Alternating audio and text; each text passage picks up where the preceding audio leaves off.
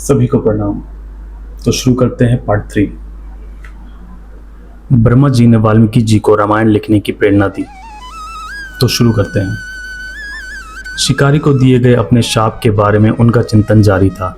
तभी उन्होंने देखा कि ब्रह्मदेव अपने लोक से वाल्मीकि जी के निवास पर प्रकट हो रहे हैं। वाल्मीकि जी व्याकुलता और आनंदमय होकर ब्रह्मांड के सबसे पहले जन्म लेने वाले व्यक्ति का अभिनंदन करने के लिए उठ खड़े हुए।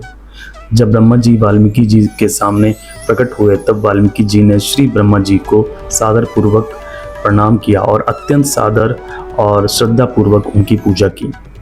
इसके पश्चात ब्रह्मा जी, जो समस्त जीवों के पूर्वज हैं और जो सभी के हृदय को समझने वाले हैं, ने कहा, हे भाग्यवान मुनि, कृपया ये विचार कर शोक न करें कि आपने शिकारी को शाप देकर अनुचित कार्य किया है।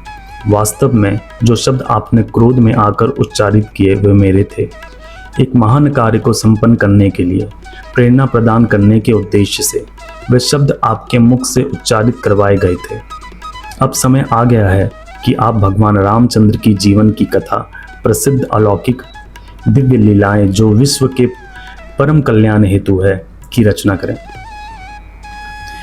मेरे प्रिय वाल्मीकि, चिंतित ना हो, क्योंकि मेरे आशीर्वाद की शक्ति से जो कुछ भी तुम्हें ज्ञात नहीं है वो तुम्हारे हृदय में स्पष्ट रूप से अंकित विदित हो जाएगा।